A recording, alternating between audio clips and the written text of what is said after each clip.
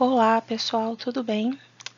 O assunto dessa aula são as transformações gasosas. É um tema muito importante dentro da química, bastante cobrado em vestibulares, pode aparecer no Enem também. E também é importante para o dia a dia, porque relaciona várias situações do cotidiano, né? Materiais que a gente tem em casa, desodorante, spray, botijão de gás, enfim, nós vamos falar do estado gasoso em si e das transformações que podem ocorrer no estado gasoso. Bom, para começar, né, a introduzir o nosso assunto, vamos falar um pouquinho, né, sobre o estado gasoso, né, do que se trata, do que a gente está falando aqui. Bom, primeiro que a maioria dos gases são compostos moleculares. Moleculares são aqueles que fazem ligação covalente, são formados por ametais, certo? Exceto os gases nobres que não formam moléculas, né? São aqueles elementos químicos que não precisam fazer ligação química para se estabilizar. A família 18 lá da tabela periódica. Então, os compostos gasosos vão ser moleculares ou os gases nobres. Eles podem ser compressíveis, eles são compressíveis, né? Eles podem ser comprimidos, eles podem ocupar um volume bem pequenininho, né? Sob pressão, e eles também podem sofrer uma expansão com muita facilidade. Então, quando os gases têm liberdade para se expandir, as moléculas, né? Ou as partículas gasosas, elas vão se espalhar pelo ambiente, pelo recipiente disponível. E são miscíveis em qualquer proporção. O que significa isso? Que eu posso misturar um gás no outro ou vários gases em quaisquer proporções. Ou seja, eu posso ter 50% de um gás, 50% do outro, vão formar uma mistura homogênea. Eu posso ter vários gases juntos, vão formar uma mistura homogênea. Quer dizer que gases sempre se misturam, né? Formam misturas homogêneas. Não é possível eu manter dois gases no mesmo ambiente ou no mesmo frasco, no mesmo recipiente separados um do outro. E rapidamente aqui falar sobre a teoria cinética dos gases, porque ela vai reger todas as transformações que a gente vai discutir aqui, lembrando que nós vamos falar dos gases como se eles fossem gases ideais. Gás ideal, ele obedece a todas esses pressupostos que eu vou citar aqui, e depois a gente faz uma relação com os gases reais. Bom, um gás ideal se comporta da seguinte maneira. As partículas elas vão estar mais afastadas do que nos outros estados físicos. Isso a gente pode, né, retomar lá o ensino fundamental, lembrar do estado sólido com as partículas bem juntinhas, o estado líquido com as partículas mais afastadas, com uma certa mobilidade, né, podendo se mover ali, e o estado gasoso, onde as partículas se movem independentes umas das outras, né? Isso que caracteriza o estado gasoso. As partículas estão livres, se movimentando e muito afastadas umas das outras. Outra característica importante é que essas partículas elas estão sempre em movimento constante e desordenado. Então, no estado gasoso não tem nada parado, não tem nada estático, né? As moléculas, as partículas de gás estão sempre em movimento, se chocando umas com as outras e também com as paredes do recipiente, e isso que vai caracterizar, né, a pressão exercida por um gás. Então, eu tenho um frasco ali que contém gás, essas partículas de gás estão se chocando constantemente com as paredes do recipiente. E a força de interação entre essas partículas é desprezível. Bom, já foi estudado, né, no passado as interações intermoleculares. Nós sabemos que as partículas elas se atraem, né? Existe uma interação entre elas. No caso dos gases, normalmente são interações extremamente fracas, seriam as interações do tipo forças de Van der Waals, mas para a teoria, né, que considera o gás ideal, é como se essas interações não existissem. A gente, então, no estado gasoso ideal, a gente não considera que existam interações intermoleculares. E um gás real, né, o nosso gás do dia a dia, o ar atmosférico, ele, na verdade, não é um gás ideal, ele não segue todas, né, essas referências que eu citei ali em cima, mas se ele estiver em altas temperaturas e em baixas pressões, a gente pode considerá-lo como um gás ideal. Para todos os casos de exercícios, de situações que nós vamos ver em aula, nós vamos tratar o gás real como se fosse gás ideal, levando em consideração todas essas características citadas, né? Vocês vão ver que isso não vai causar nenhuma modificação, nenhuma enfim, nenhuma situação diferenciada nos exercícios, mas é só para que vocês entendam o que a teoria cinética dos gases diz, né? Então, o gás ideal tem todas essas características. Bom, e agora nós vamos entrar no assunto da aula propriamente dito. Nós vamos falar de transformações, né? Que tipo de transformações o estado gasoso pode sofrer? Na aula passada, nós falamos das variáveis de estado, né? Os gases, eles sofrem influência da pressão, da temperatura, ocupam todo o volume do recipiente, né, em que eles se encontram. Então, volume, pressão e temperatura são variáveis que podem ser alteradas. Quando nós causamos, né, variações nessas grandezas, né, volume, pressão, temperatura, nós causamos transformações nos gases. E é isso que nós vamos estudar a partir de agora.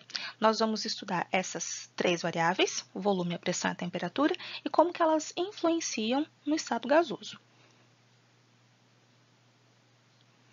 Para começar a falar desse assunto, a primeira coisa que nós precisamos relembrar, né, lá da matemática, são as grandezas diretamente e inversamente proporcionais. Então, eu coloquei aqui, né, uma breve revisão para a gente retomar esse assunto. Então, o que são grandezas inversamente proporcionais? Considerando grandeza A e B, essas grandezas A e B podem ser volume, temperatura, pressão, enfim, qualquer variável.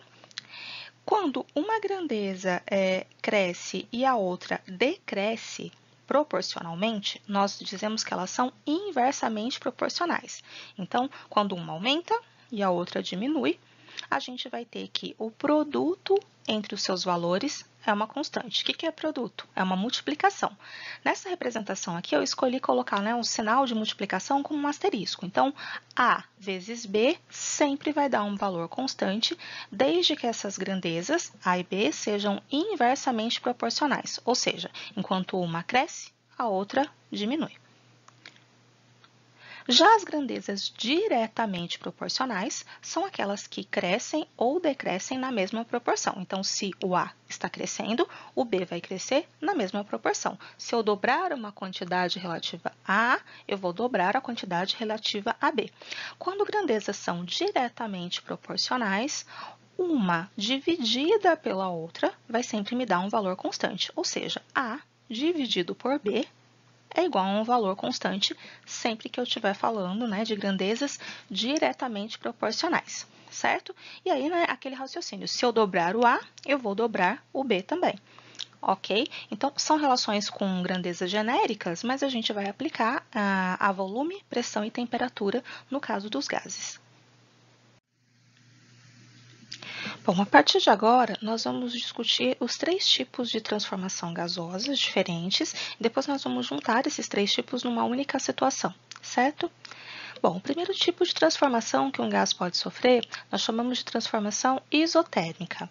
Relembrando, né, as grandezas que descrevem o estado do gás, nós temos pressão, volume e temperatura, e para esse tipo de transformação que nós vamos falar agora, a temperatura não varia. Então, isotérmica é que a mesma temperatura vai ser observada durante toda a transformação do gás. O que nós vamos variar, né, durante essa transformação?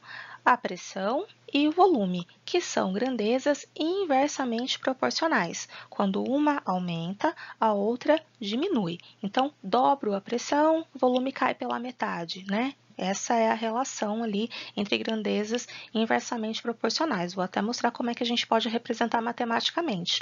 A pressão é proporcional, esse deltazinho aqui é o proporcional ao inverso do volume, certo?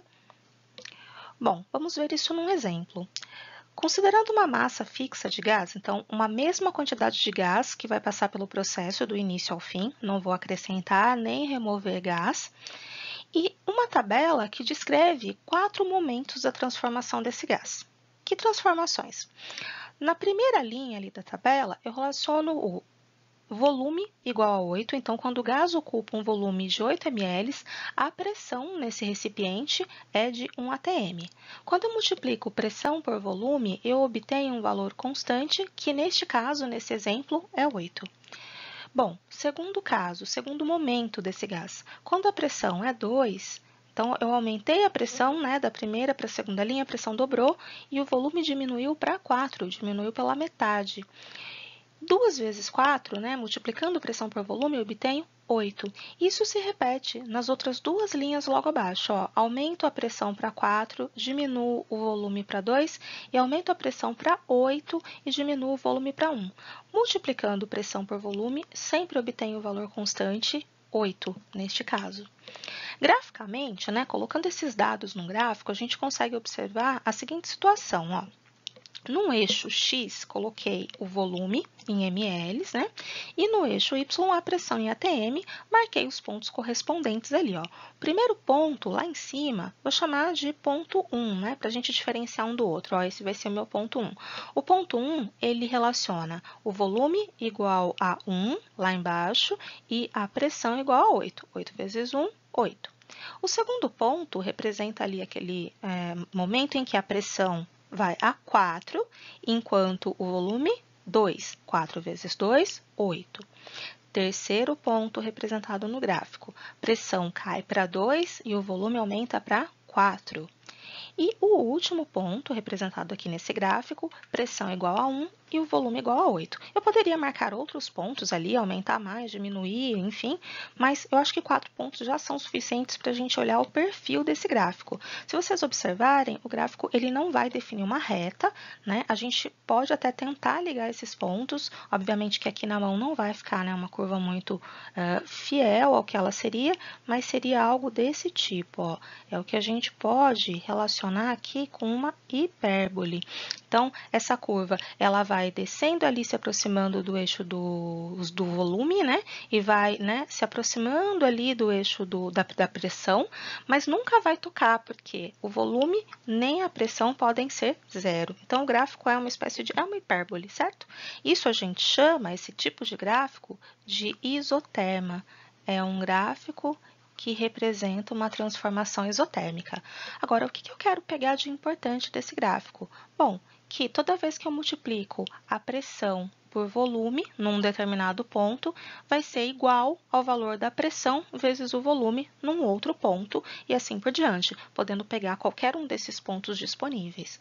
Passando isso numa equação, eu tenho isso aqui, que a pressão num ponto vezes o volume naquele ponto, esse asterisco é a multiplicação, eu resolvi representar assim para ficar mais claro, é igual a pressão num outro ponto vezes o volume neste outro ponto. Então, pegando pressão vezes volume, sempre eu vou ter um valor constante. É isso que define, então, a transformação isotérmica.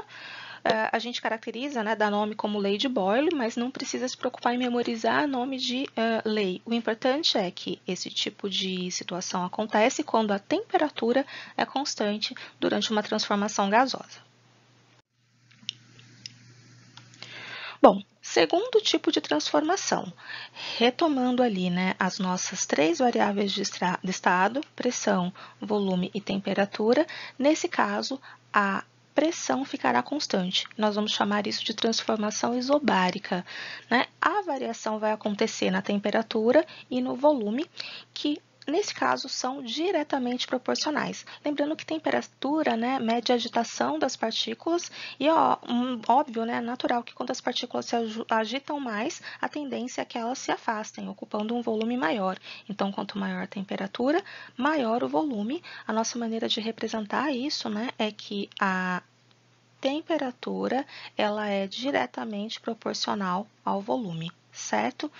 Bom, ou seja, uma sobre a outra, se eu posso, né, representar como eu fiz no outro caso, passando o volume para o outro lado, temperatura aqui, aliás, vou fazer diferente, vou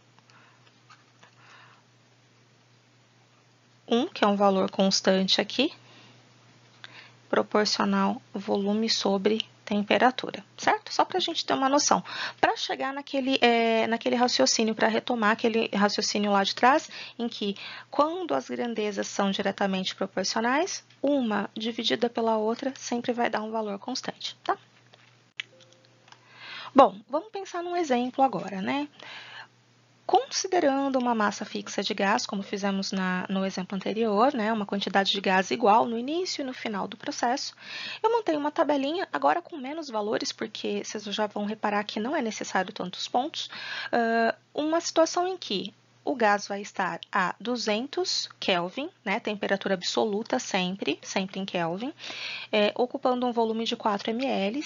E quando eu faço a relação, né, do volume pela temperatura, eu obtenho, 4 por 200 é a mesma coisa que 1 sobre 50. Fiz a divisão, eu não fiz a divisão final, chegar em número decimal, porque achei desnecessário. O importante é que dá 1 sobre 50. Quando eu dobro a temperatura para 200, sempre em Kelvin, eu também estou dobrando o volume para 8, e aí, proporcionalmente, ali eu vou ter que volume e temperatura, dividindo o volume por temperatura, eu obtenho um valor constante de 1 sobre 50. Eu poderia pegar outros pontos, né, mais pontos, como eu fiz no outro exemplo, mas aqui já é o suficiente para a gente construir um gráfico. Porque, neste caso, quando a grandeza aqui é diretamente proporcional, o nosso gráfico vai ter essa carinha. Então, marquei volume no eixo Y e temperatura no eixo X. Marquei só os 2 pontos do gráfico, porque o importante aqui é que os 2 pontos já vão determinar uma reta. O que é importante? Primeiro, que essa reta nunca vai tocar, né, nunca vai passar pela origem, porque eu não posso ter nem a temperatura zero, que seria o zero absoluto nesse caso, nem o volume zero, já que eu tenho uma massa de gás, ele tem que ocupar algum espaço. Então, o cuidado é nunca fazer esse gráfico partindo lá da origem. Nesse caso aqui, eu fiz um gráfico grosseiro, né, ele não está muito bem em escala, mas é só para mostrar que, né, isso aqui representaria meu ponto 1 do gráfico e esse aqui seria o meu ponto 2, né? E qual que é a ideia aqui? Que a pressão sobre, o volume sobre a temperatura é sempre um valor constante. Eu posso escrever isso numa equaçãozinha que relaciona esses 2 pontos da seguinte maneira. O volume 1 sobre a temperatura 1 é igual ao volume 2 sobre a temperatura 2. Considerando, né, o ponto 1, volume 1, 4, temperatura... Gente, o gráfico está completamente fora de escala, aqui depois eu conserto, tá? O volume 1, volume 2 e assim por diante. Faço aqui, né, o acerto.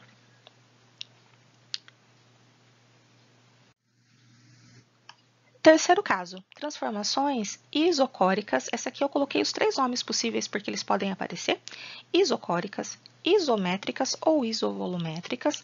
Voltando nas nossas 3 variáveis, né, pressão, volume e temperatura, neste caso, o volume é constante e eu vou variar as outras 2 grandezas.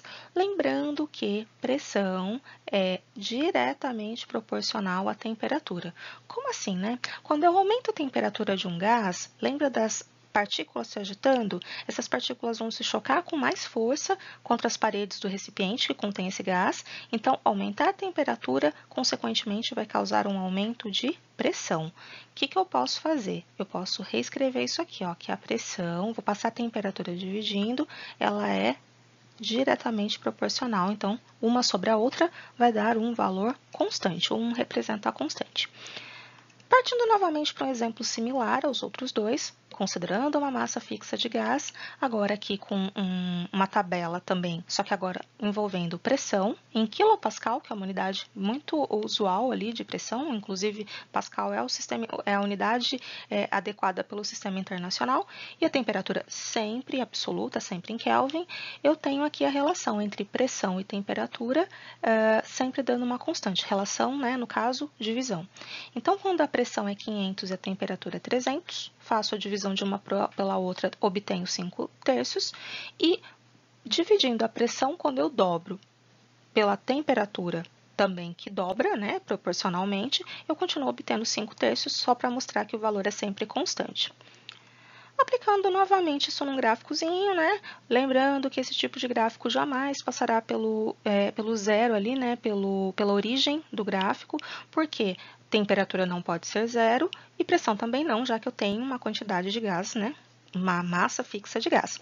O importante é que o ponto 1 do gráfico aqui, ó, que tem um volume, aliás, uma pressão e uma temperatura, e o ponto 2, que relaciona outra pressão e outra temperatura, vai relacionar os pontos. Pressão sobre temperatura, no primeiro ponto, será igual a pressão sobre temperatura no segundo ponto.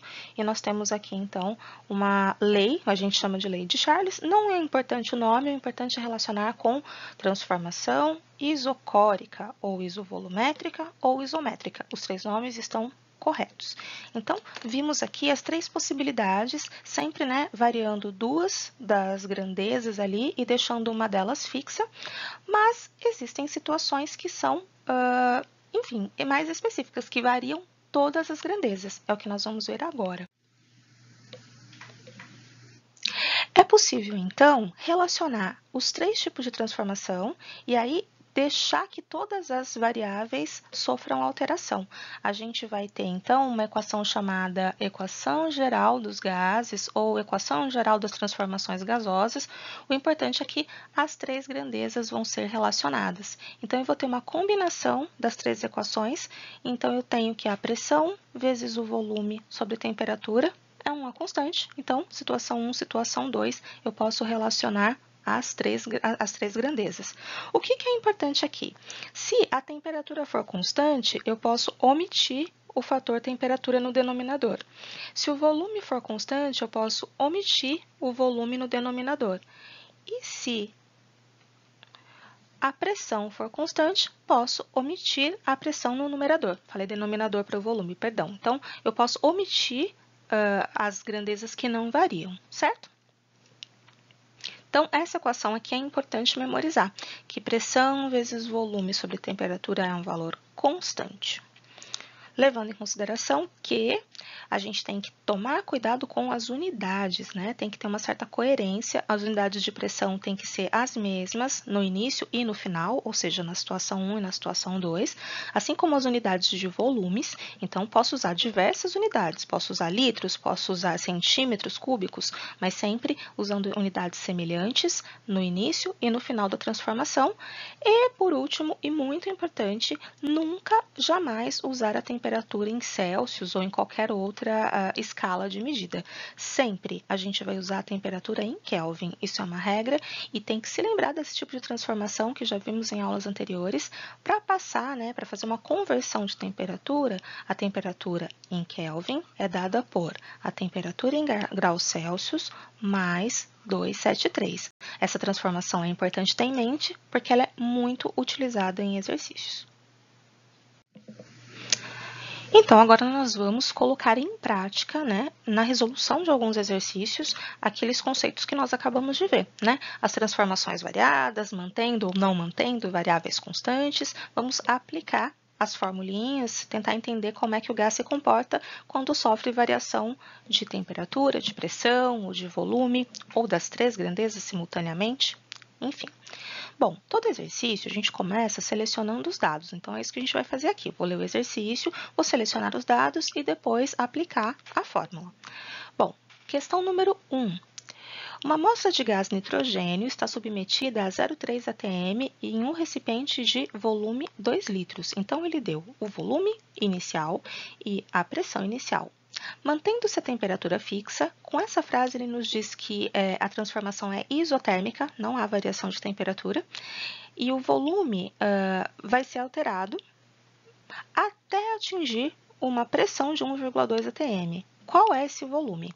Então, a gente vai ter uma transformação isotérmica, onde a pressão inicial foi dada, 0,3 atm, o volume inicial foi dado, 2 litros, e ele quer saber qual é o volume final, vou chamar de volume 2 aqui, quando a pressão aumenta para 1,2 atm. Qual é a equação para a transformação isotérmica? P1 vezes V1 é igual a P2 vezes V2, né? E agora eu vou aplicar a fórmula, né, os valores na fórmula. Lembrando que o que eu quero é o V2, eu já vou passar esse P2 dividindo. Então, P1 vezes V1 sobre P2, isso vai me dar o volume que eu quero. Bom, vamos substituir os valores. A pressão 1 foi dada, é 0,3 atm. Vou colocar unidades para a gente cancelar o que precisar depois. O volume inicial, 2 litros, enquanto a pressão final, pressão 2, 1,2 atm. Isso aqui vai me dar o volume 2, que é o que o exercício pede. Aí é só fazer a conta. Cancela, né, atm com atm, para a nossa resposta sair em litros, e vou fazer a multiplicação. 0,3 vezes 2 dividido por 1,2 meio litro. Então, no final, quando a pressão aumentar, o volume vai diminuir para meio litro. Ok? Exercício número 2. A figura mostra dois balões interligados por uma torneira. Então, tem uma figurinha ali, ó, um balão contendo oxigênio, ele já diz qual é o gás. Esse oxigênio está ocupando inicialmente 5 litros. A interligação tem volume desprezível, quer dizer, a gente não vai considerar o gás que vai ocupar a ligação entre um balãozinho e outro. No balão 1, a pressão é de 3 atm e ele quer saber: ao abrir a torneira e mantendo a temperatura constante, ou seja, transformação exotérmica novamente, a pressão final no sistema será. Então, a gente vai ter, ó, a pressão inicial foi dada, ele diz que a pressão é de 3 atm no início da transformação, e o gás está ocupando só o primeiro balãozinho. O primeiro balãozinho tem um volume de 5 litros. E aí ele vai abrir aqui essa torneira que tem entre um balão e outro e os gases vão se expandir sempre. Gás sempre se expande e ocupa todo o recipiente.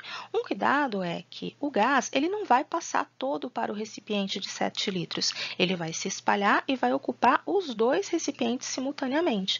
Então, eu vou ter que o novo volume é a soma do 5 com 7 litros. 5 mais 7, volume 2, 12 litros. O gás vai ter todo esse volume para ocupar. E a questão quer saber qual será a nova pressão. A gente vai aplicar na fórmula. Mesma coisa, P1 vezes V1 é igual a P2 vezes V2. Já vou passar dividindo, né, o P1 vezes V1 dividido por P2 é igual, aliás, V2, estou isolando o P. E aí, vou substituir os dados aqui embaixo. Pressão inicial, 3 atm, volume inicial, 5 litros, dividido pelo volume final, 12 litros. Cancela litro com litro, isso aqui vai me dar a pressão final, pressão 2, que será 3 vezes 5, dividido por 12, que dá 1,25 atm. Então, essa será a nova pressão depois que aquela torneirinha ali for aberta e deixar o gás passar de um recipiente para outro, né, tomando conta dos dois recipientes simultaneamente. Bom, exercício número 3, vamos lá. Um pneu de bicicleta é calibrado a uma pressão de 4 atm em um dia frio, a temperatura de 7 graus Celsius. O volume e a quantidade de gás injetada são os mesmos. Qual será a pressão de calibração do pneu quando a temperatura atinge 37 graus Celsius?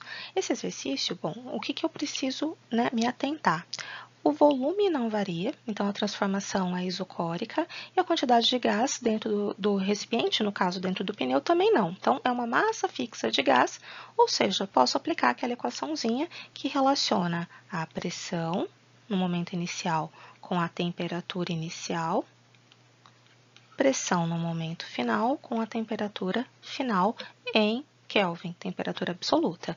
Então, o que vai me interessar? Qual vai ser a pressão final no pneu? Vou fazer aqui a organização, né, das variáveis. P1 vezes T2 sobre T1 vai me dar a pressão final, que é o que eu quero. Isolei aqui já, ajeitei a fórmula.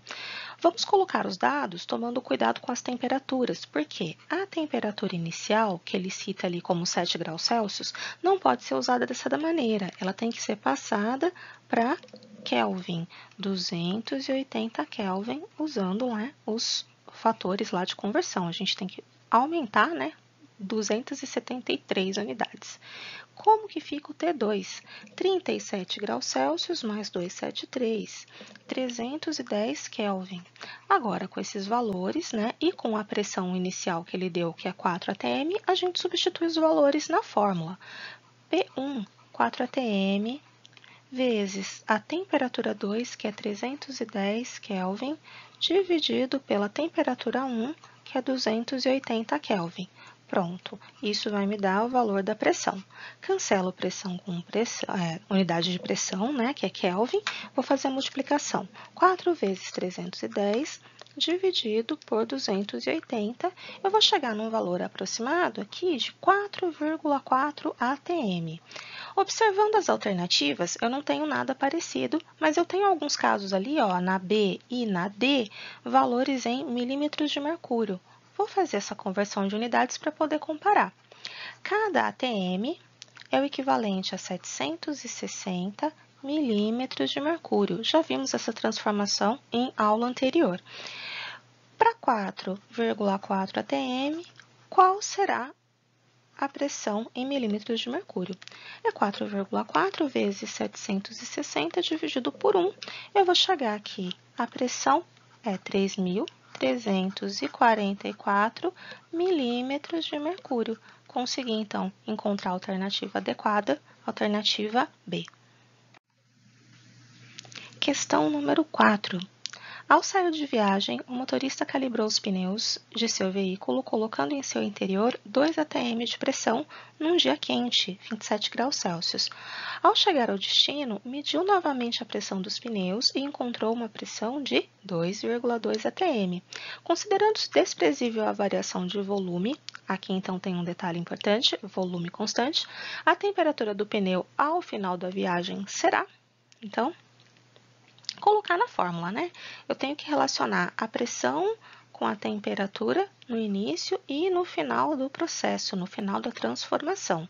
O que eu vou querer é a temperatura final, certo? Né? Considerando o volume desprezível, qual será a temperatura, a variação do volume desprezível, né? Qual a temperatura final? Vou isolar esse T2, gente, eu vou passar, né, todos os termos aqui para uma organização melhor, ó, P2 vezes T1 dividido por P1 vai ser o T2. Cuidado com temperatura, que sempre tem que ser usado em Kelvin. Então, vamos lá, temperatura 2, temperatura final, 27 mais 273, temperatura final, 300 Kelvin. Aliás, temperatura inicial, perdão, temperatura inicial. Pressão inicial, 2 atm. E pressão final, 2,2. Vamos substituir na formulinha. Vou jogar tudo aqui em cima, ó, que eu acho que está fácil. Pressão 2, 2,2 atm. Temperatura 1, 300 Kelvin. Dividido pela pressão 1, que era 2 atm. Eu vou cancelar atm com atm aqui. 2,2 vezes 300 dividido por 2. 330 Kelvin. Então, olha só, a temperatura 330 Kelvin. Vamos achar a alternativa. 660 não, 57 Celsius, 330 Celsius, 330 Kelvin, né? E agora? Bom, vamos passar para Celsius para a gente ter aquela noção de comparação. Então, a temperatura em graus Celsius, ela é dada pela temperatura em Kelvin menos 273. A gente faz o processo inverso que a gente fez várias vezes. Então, 330 menos 273, eu vou chegar exatamente em 57, agora em graus Celsius. E aí, eu tenho uma alternativa correspondente, que é a B. Então, qual que é a intenção desse exercício do anterior? É que vocês tenham a facilidade aqui de converter unidades para poder adaptar a resposta às alternativas que foram oferecidas, né? No anterior, precisava fazer modificação de unidades de pressão e aqui unidade de temperatura, né? Modificações de unidades são muito comuns nesse tipo de exercício. Questão número 5. Uma amostra de gás encontra-se num recipiente fechado e indeformável. O recipiente não pode ser modificado. Significa, então, que o volume é constante. Aí ele diz que a temperatura é menos 73 graus Celsius e a pressão bem baixinha, 60 kPa. Se a temperatura for elevada até 77 graus Celsius, qual será a nova pressão? Aqui é para a gente ter uma noção de unidades diferentes de medida, né? Esse quilopascal, embora seja a unidade do sistema internacional, pascal a gente não usou ainda.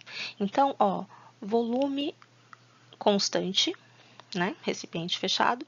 Então, pressão 1 vezes temperatura 1, pressão 2 vezes temperatura 2. Quero a nova pressão, então P1 vezes T2. Eu estou isolando antes para a gente ficar com cálculos mais fáceis de fazer. É só substituir depois, né? Igual a P2. Vamos substituir, então, ó. P1, 60 quilopascal. T2 é 77 graus Celsius, 77 mais 2, 73, 350 Kelvin. Então, ó, sobre a temperatura 1, a temperatura 1 é negativa, então cuidado, ó, menos 73 mais 273. Então, eu caio em 200 Kelvin. Fazendo o cálculo, né? 60 vezes 350 dividido por 200. Eu vou chegar aqui em 105, esse K é de quilo, né? 105 quilopascal é a nova pressão do sistema. Questão 6. Um balão contendo gás oxigênio, O2, mantido a pressão constante e agora uma transformação isobárica, tem volume igual a 10 litros e a temperatura 27. Se o volume for dobrado, podemos afirmar que, então vamos fazer esse cálculo primeiro. Pressão inicial e pressão final são iguais, então, ó, transformação isobárica, não aparece pressão. Nós vamos relacionar o volume inicial com a temperatura inicial, né? O volume final com a temperatura final da transformação. Volume inicial, 10 litros. Temperatura inicial, 27 graus Celsius, mais 273, 300 Kelvin. Nunca use Celsius nesse tipo de expressão, nessas fórmulas. O volume 2 vai ser 20 litros, porque ele diz que o volume é dobrado e ele quer saber qual será a nova temperatura. Vamos isolar esse T agora, ó, vou jogar ele lá para cima. O T2 será 20 litros vezes 300 Kelvin dividido por 10 litros. Cancela litro com litro, eu tenho que a temperatura vai ser 20 vezes 300 dividido por 10. 600 Kelvin. Agora, vamos achar a alternativa, né? Vou até passar para Celsius ou, né? Vou menos 273 para a gente ter em Celsius também. Dá 327 graus Celsius. Vamos fazer agora as comparações. Podemos afirmar que a temperatura em graus Celsius dobra? Vamos lembrar que a temperatura inicial em graus Celsius era 27 e agora é 327. Então, não dobrou. Isso aqui deixa eu só indicar a temperatura inicial. A temperatura em Kelvin dobra? Em Kelvin inicial era 300 e em Kelvin final 600. Achamos a alternativa. Vamos agora olhar as outras só para confirmar. A temperatura em Kelvin diminui pela metade? Não, né? Era 300, foi para 600, aumentou. A temperatura em graus Celsius diminui pela metade? Não, também aumentou, só que, né, não na proporção que ele fala ali. A temperatura em Kelvin aumenta para 273? Não, aumenta para 600, que é o dobro da temperatura inicial. Então, a alternativa B aqui se encaixa na resposta que nós encontramos. E por último, questão 7, essa vai envolver todas as variáveis. É o seguinte, um balão meteorológico com 50 litros de gás hélio a 20 graus Celsius e ao nível do mar é lançado na atmosfera. Ao atingir a estratosfera, a pressão desse gás torna-se 0,4 atm e a temperatura menos 50 graus Celsius. Determine, em litros, a capacidade que o balão deve ter antes do lançamento. A capacidade é a quantidade de gás que ele vai conseguir suportar. Então, qual que é o volume que ele consegue adquirir? Porque se eu pego um balão que ele estica pouco, significa que se o volume começa a aumentar, né, à medida que ele sobe, ele vai explodir. Então, tem que ser um balão resistente que suporte um aumento de volume razoável. Qual é esse aumento, né? Até quanto ele tem que aguentar? É isso que está perguntando. Vamos pegar os dados, né? Que eu acho que vai ficar mais evidente. Primeira coisa é, a pressão 1 não está dita explicitamente, mas ela está ali, ó, ao nível do mar. Ao nível do mar, a pressão é 1 atm. Posso anotar esse dado. O volume do balão, quando ele é lançado, é de 50 litros. A temperatura é de 20 graus Celsius, mas a gente já vai passar para Kelvin, que é 293 Kelvin. Vamos pegar a situação 2 agora. A pressão 2, ele diz que diminui, né? Vai subindo o balão, a pressão vai diminuindo, 0,4 atm. O volume 2 é o que ele quer saber, né? Qual vai ser a capacidade? Capacidade é o sinônimo de volume. Eu vou procurar. Quando a temperatura lá em cima, ele diz que é menos 50 graus Celsius. Então, menos 50 mais 273, a gente tem 223 Kelvin. Bom, agora é só a aplicação de fórmula. P1 vezes V1 sobre T1. Então, é a fórmula completa agora. P2, V2 sobre T2. E o que a gente quer? É isso aqui, ó.